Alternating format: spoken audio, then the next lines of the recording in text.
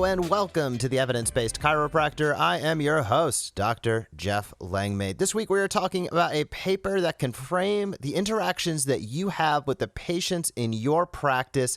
It's titled The Path to Capacity, Resilience, and Spinal Chronic Pain. This was published by Spine in 2012.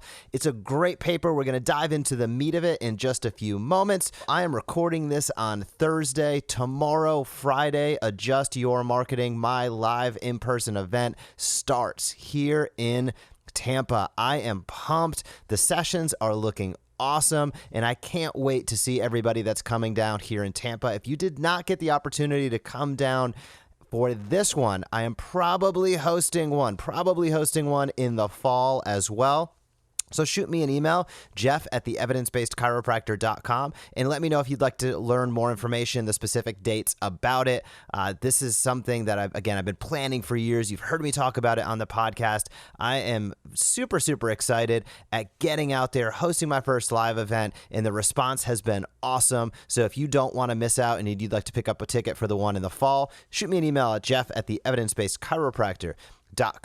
But as I said at the top, today we are talking about the path to capacity, resilience, and spinal chronic pain. This was put out in Spine in 2012. I'll link that in the show notes. You know it, so you can check it out on PubMed. But these researchers looked at resilience, they looked at anxiety, depression, all of these factors with chronic spinal pain and how they play off each other. And ultimately, how can that play a role in how somebody recovers? And I know we've all had those individuals. I had a couple yesterday. I own a spinal imaging company where we do functional analysis of the spine in motion and do imaging. And I saw a couple patients and the pain scales were just widely varied. It's so subjective, and the mental state of an individual can play a huge role in that. So what these researchers did is they first defined resilience. They defined resilience as the ability to adapt to stressful circumstances, and that it's been strongly associated with decreased perceptions of stress. So really the ability to adapt, right? Core aspect of being a dynamic human being, core aspect of what we talk about as chiropractors, right? Homeostasis, balance, and the fact that stress, the stretching of a comfort zone can lead to growth, but on the same token, that overboard can lead to challenge, right? So resilience is the ability to adapt to stressful circumstances as they define it, and I'd agree with that. And basically what they did is with a variety of individuals, they got a massive amount of clinical data that showcased the individual's mental states.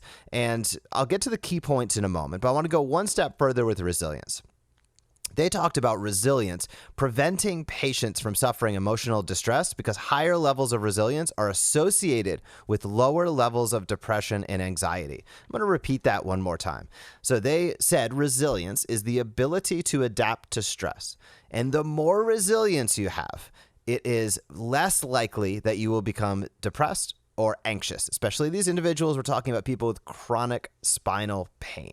So if you're resilient, if you have the ability to adapt, if you have the ability to change, especially under stressful circumstances, I would say chronic pain is one of those circumstances for sure, then it is highly likely, or that you are associated, it's highly likely they're going to have lower levels of depression and anxiety. So what does that mean as far as key points are concerned? Let's dive into a couple that these researchers found.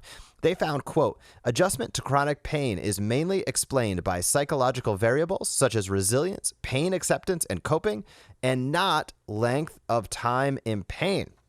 So the amount of time in pain, they found it is not a variable. However, resilience, acceptance, and coping are variables. Important to remember as you take those case histories.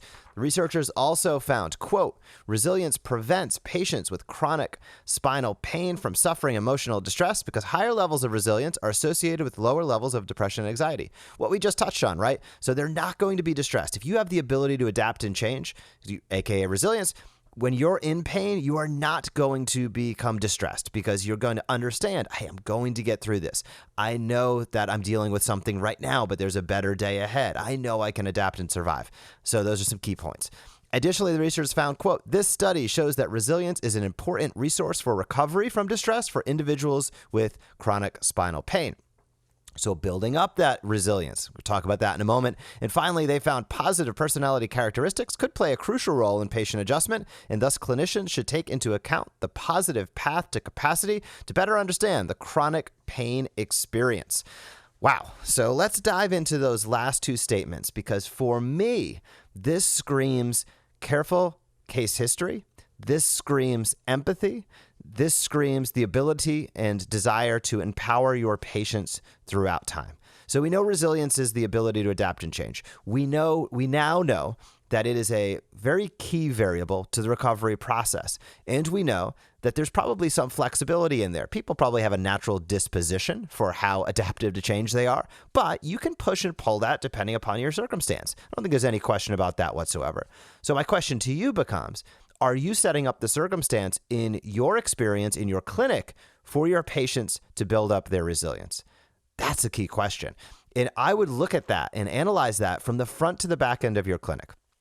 What does your website look like? Before a patient even steps in your door, are you empowering them? Are you showcasing them they have the ability to reach their health goals, that they have the ability to achieve a higher quality of life?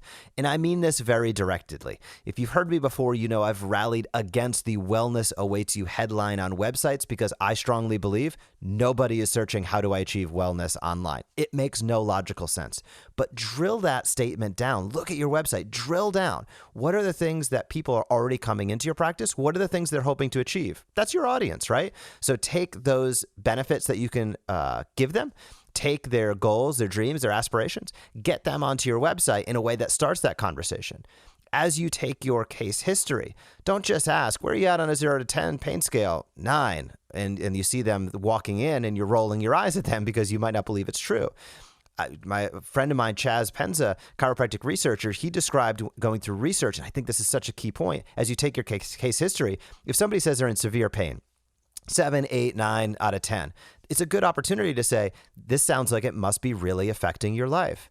Give them the empowerment that that's okay. You've heard that before. That's what that statement is saying back to them. If they say it's a 4, 5, 6 out of 10, it sounds like this is probably affecting some aspects of your life. Tell me about that. If they're at a 1, 2, or 3, sounds like this might be beginning to affect some aspects of your life.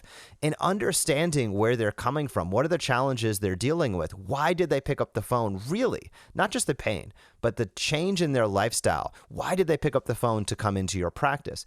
That's the first step to understanding what buttons you can push to help them with their resilience. If they're looking to get back to certain activities, some of their lifestyle, their quality of life that they report to you and say, hey, here's where I'm missing out. This is why I picked up the phone and called. Well, that might be a great opportunity in your active care, in your rehab, in your exercise, in your, whether it's done in office or at home, to guide them with specific things that they can do that mirror, mimic, or stepwise get them back to the activities that they're missing out on, because that starts to build resilience, right? People are like, oh, I can do this. Okay, one step at a time, but I'm starting to see that I can get there. Those are key aspects. As you can build up their resilience, as you can build up, I hate to say their tolerance to pain, because I don't believe it's necessarily just about somebody toughing it out and having a high tolerance. It's about understanding that they're going to get through the process. And certainly somebody who's never had a big incident of pain before, it's shocking to them. It's scary. It's shocking. We talked about this just earlier this week on Research That Matters TV, which we host on our Facebook page, about somebody gets back an MRI report or an imaging report, and they are scared out of their mind. They're scared going in because they're like, oh my gosh, I have this pain. I never felt it before. It's my spine. I'm nervous. And then they come back and they have degenerative changes at every single level. You are not your MRI report, right? We've talked about that, and that'll be a separate episode. But my point of all this is when somebody experiences pain, it can be very, very scary. And for many people, if they've never experienced it before, I'm going to venture to say they have a low resilience naturally because they're not accustomed to it. It's not an experience they are used to. So their ability to adapt to that circumstance might not be as refined as somebody who's been through multiple bouts of chronic pain and bounced back, right? So take the steps in your office, your website, your history, your intake, the rehab, the treatment, the adjustments that you're doing. Take every one of those opportunities. Think about it this week and break down Am I providing a fertile ground? Am I providing an environment for the people in my practice, in my clinic, to build up their resistance, to understand there is a better day ahead, and to really take an active step each time they're in my practice towards their hopes, dreams, and goals? That's the key message that I take away from this, because pain levels are going to be highly subjective.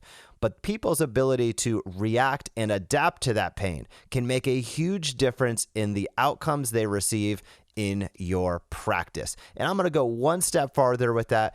Always keep in mind, if you are not doing as good of a job as you could on the front end with that, a patient might leave your practice, quote unquote, still in pain and with those deficits. And where do they go but further down the intervention trail? Oh, well, I failed chiropractic. Time for injections. Time to get a surgical eval now that I've checked those boxes off. So never underestimate the power of what you do on the front end, because what you do, how you empower your patients, how you build their resistance, their adaptance, and their resilience over time can make a huge difference in how they experience ultimately the rest of their lives, the health decisions that they make downstream, and the choices or options that go on the table for them. So keep all of that's a lot to take in. Keep all that in mind. If you have any questions about that, feel free to shoot me an email. But as I said, I am pumped for Adjust Your Marketing this weekend here in Tampa, Florida, my maybe not hometown, but adopted hometown. And if you want to check out what we have going on for Adjust in the fall, let me know. Shoot me an email, Jeff at evidencebasedchiropractor.com. I'll make sure you get all of the information. I hope you have a great week in practice, and I will talk to you soon. We appreciate you joining us for this episode of the Evidence Based Chiropractor. Learn more tips for explosive practice development at theevidencebasedchiropractor.com.